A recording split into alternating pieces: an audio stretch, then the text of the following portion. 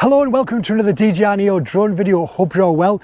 Now I just wanted to show you a bit of a historical landmark in Richmond in North Yorkshire.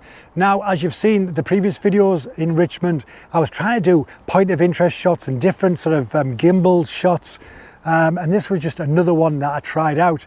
It's a beautiful looking building. Obviously it's historical, but I think now it's a hotel or some sort of a B&B type of place, somewhere to stay. If you've been there and you stayed in there, let us know what it's like. I bet the views are beautiful, as you can see in this video in a moment.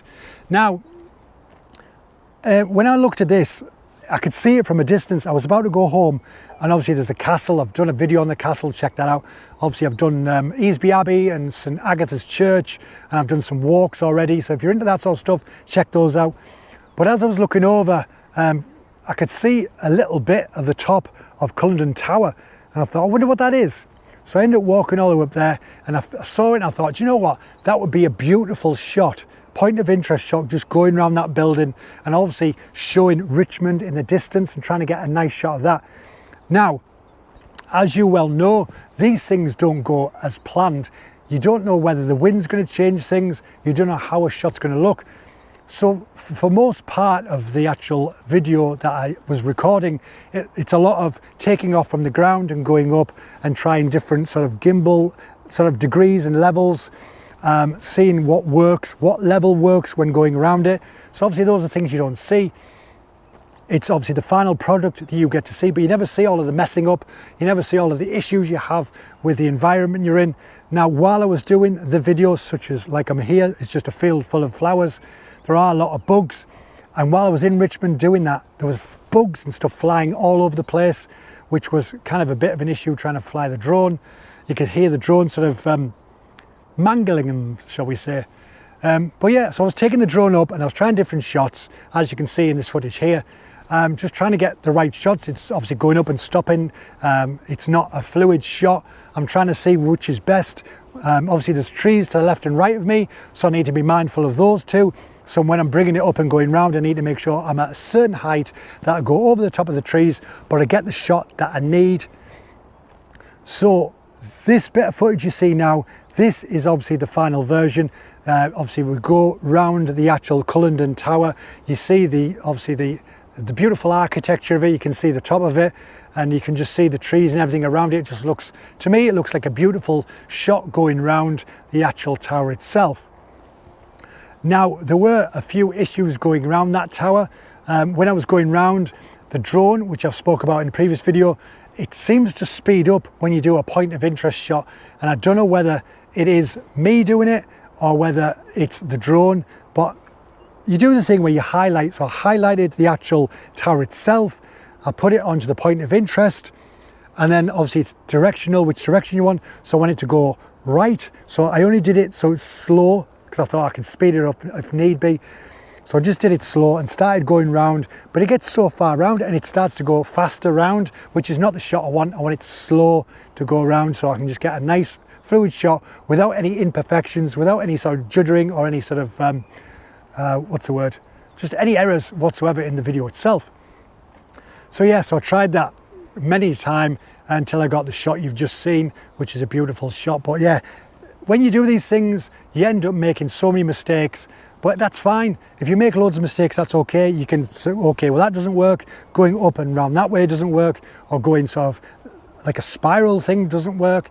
So you've just got to keep trying each thing until you find that one that works, and just get it nice and fluid, a nice sort of slow pace, going around the building, showing everything that you need to show. And then obviously then you just cut that bit and use that in your footage and get rid of all the rest of it. But obviously I wanted to show you when it doesn't sort of go right as well, just so that we all make mistakes, as I've said before. But the next shot I wanted to do was try and get, it was more to get a thumbnail for the video, but instead I thought I might just use the footage because it's a beautiful bit of footage. So I tried a couple of times to do a rising shot. So I start rising up and then I stop, which was my first mistake. I sort of stopped the footage and show you the sort of the beauty of Richmond in its entirety. You can see the castle and the high street, the market square and other places. But I thought, no, I need to retry, I need to redo that. I need to try and just keep bringing it up. And then when it gets to a certain height, angle the gimbal down and then try and give it a sort of a a different shot. So that's the one that you'll see now.